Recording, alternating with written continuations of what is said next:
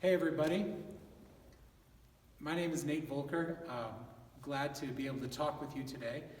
Your instructor, Dr. Joyner, and I have known each other since we were about your age. We were in boarding school together at a place called the Interlochen Arts Academy, and we have been friends ever since we were in our teenage years.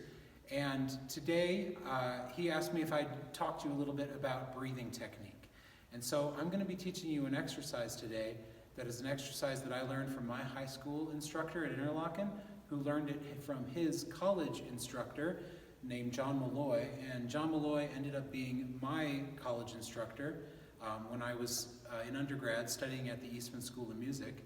And John learned this years and years and years ago when he was singing in Germany from a German vocal coach and instructor.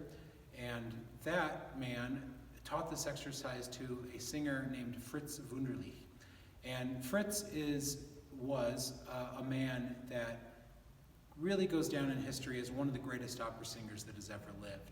And so maybe you'll have an opportunity to bug Dr. Joyner to play you a recording of Fritz Wunderlich, which I think you'll really, really enjoy. But amazing breathing technique. So I'm going to talk to you about this exercise today, and then I've got a special guest with me. My student Kaydn, who is 16 years old, is going to come and show us how to do the exercise, and then we're going to have a little moment of interview with her, talking about how this has really changed her vocal ability. So, I want you to imagine that you are seated in a chair and that you're seated upright. And Kaydn's going to show us that in just a second. But if this is my back is upright. And you're going to breathe in with a warm air breath.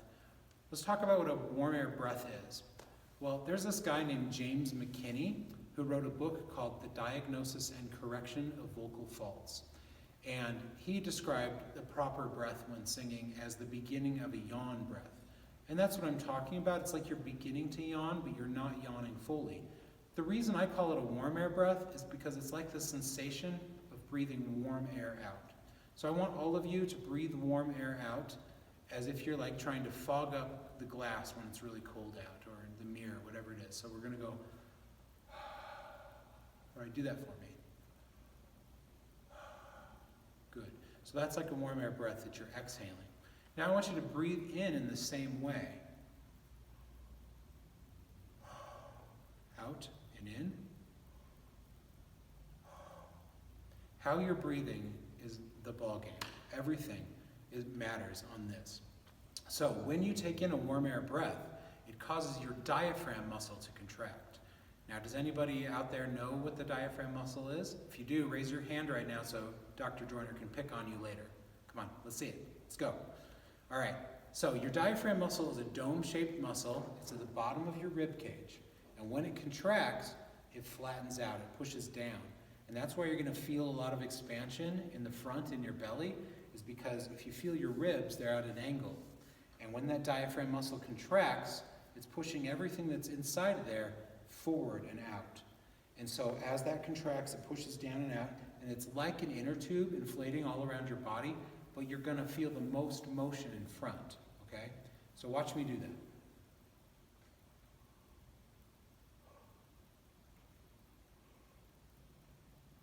Okay, I'm taking that warmer breath, and maybe you can see my belly moving, okay? So I want you just to try that warmer breath, because this is what it's all about. Try that warmer breath, okay? Let's breathe in together. Breathe. Exhale. Breathe. Exhale. Great. So we're going to talk about this exercise today that is a way of strengthening the diaphragm. Now it's really hard to work out this muscle inside of your body because it's an involuntary muscle that you can indirectly cause to contract. So the way I breathe is causing the diaphragm to contract. Okay, does that make sense? Okay, so I'm taking that warm air breath. It's causing the diaphragm to contract and flatten out. And then we're going to hold that position to strengthen the diaphragm. So imagine that I'm holding a pencil, and I'm holding it out like this. Now, is the pencil heavy? Not really. Now, if I hold that pencil for 10 minutes, I'm going to start to feel like it's heavy, even though the weight hasn't changed, just because the muscles are getting tired of supporting it. Now, if I were to hold it for an hour, my arm would be falling to the ground. And if I were to hold it for 3 hours, oh my gosh. So it's just going to get worse and worse and worse as time goes on. That's the same concept of how we're going to make the diaphragm muscle grow. Because the way the muscle grows is that it breaks down and then it rebuilds stronger. So we take in that warm air breath and we cause the diaphragm to contract, and then we're going to hold that pressure on the diaphragm. And the pressure is the air that we're holding. So we take in the breath, we hold the breath, we're going to hold it for 5 seconds. And when we count to 5, it's not 1, 2, 3, 4, 5. Instead, it's 1, 1,000, 2, 1,000, 3, 1,000, 4, 1,000, 5, 1,000. We're going to hold that breath for 5 seconds. Then we're going to control the release of the air. So I want you to imagine that that pencil I'm holding, if I just drop it, then I'm not really controlling the release of it. But if I slowly set it down, I'm controlling the release. And my muscles have to remain contracted while I put it down. So this is the same concept that's going on with your diaphragm, is that we're going to control the release of the air so that we're holding that contraction while the air is leaving. Now, did you hear me do that? I'm letting out as little air as possible and keeping it as even as possible while I'm letting it out. I'm going to do that until the air's gone. So we want to make sure that we're upright while we're doing this exercise. So let me walk you through all the steps now that you know about proper breathing and how to take in that breath and how to get the diaphragm to contract. Now, all that being said, be patient with yourself, because you got to know that as you go through this, the diaphragm's not used to doing it. And just like any muscle that you start to work out, at first it's not working so well. And the more you do it, the more it's going to work. And the more it works, the stronger it gets. And eventually you're going to really start to feel it as it's really working hard. So be patient with yourself. Now, I'm sitting in this chair over here, and Kaydn is going to show us this in just a moment. But this is my back. So I'm making sure I'm upright. So the first step here is take your thumbs, put them on your hips. Come on, do this with me right now. Put your thumbs on your hips, and then take them up to your armpits, and then drop down your chicken wings so that your ribs are now upright, and take the thumbs out. Great. So now what you'll notice is that your ribs are up. So now we've got the full capacity for the lungs to be able to increase in size. Okay? Because if I'm here, I can't do that. So we want to make sure we're here. So the sternum, where the bones connect here, where your rib cage connects in the front, this is what we want lifted. Now we don't want it pulled, we don't want tension, but we just want it lifted and held up, okay? It's very important you have this position to start with, okay? Here's my back. I'm upright. I'm going to take in my first warm air breath. Then, once the breath is full, I'm going to hold the breath and I'm going to bend down.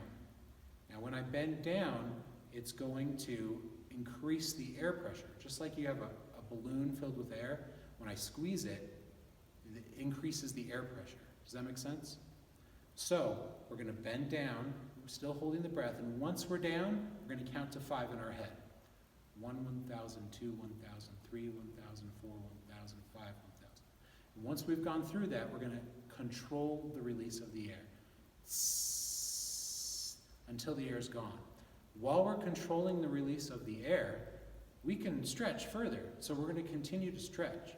Now you'll notice Kaydn do this in just a second. And what's important is you don't put your knees in front of you, because then there's nowhere to go. You open up your knees. Kaydn is wearing blue jeans today, which is an excellent thing, because you need to really be able to get down there and stretch. So you're going to stretch down as you release the air, and then you'll be at the lowest point.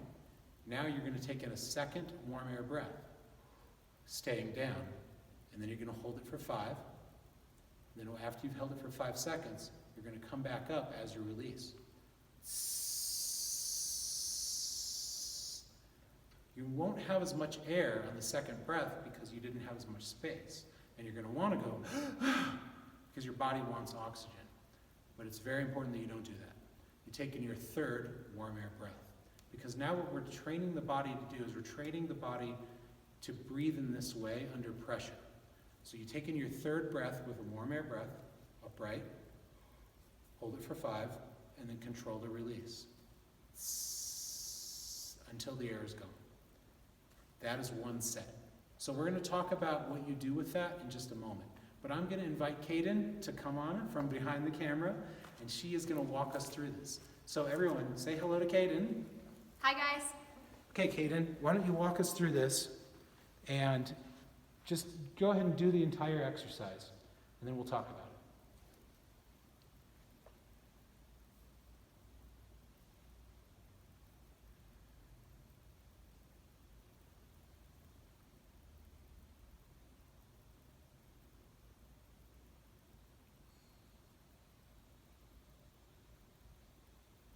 So right now you can see how Kaydn is continuing to stretch down lower as the air is leaving her body. Now if you really watch, you could see her back expand as she brought in that second warm air breath. And she's staying down while she holds it. And now as she's coming up, releasing the air, she's going to get all the way up and she's going to roll her shoulders back so that she's upright. And then she's going to take in her third warm air breath. Good. You saw how her stomach went forward a little bit, and that's because that diaphragm's contracting. Now she's letting that air out. Controlling the release.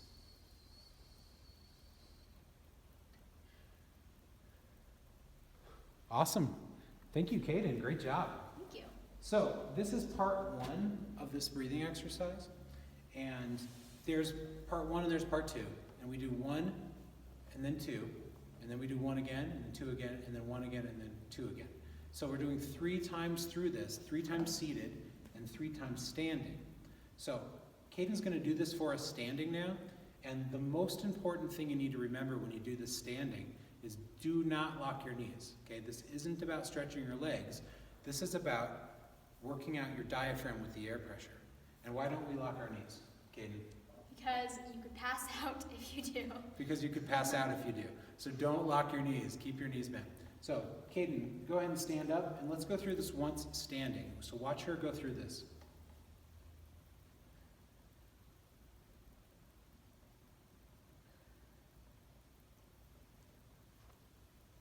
So you notice how she bent her knees.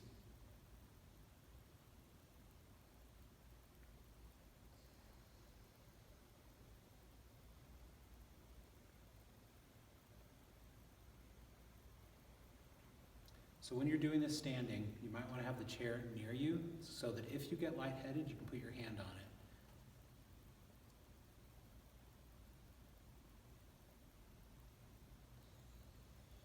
She took in that second breath, held it for 5, and now she's coming up. Rolling her shoulders back, being upright. Good. And then hold 5, 4, 3, 2, 1. And controlling the release.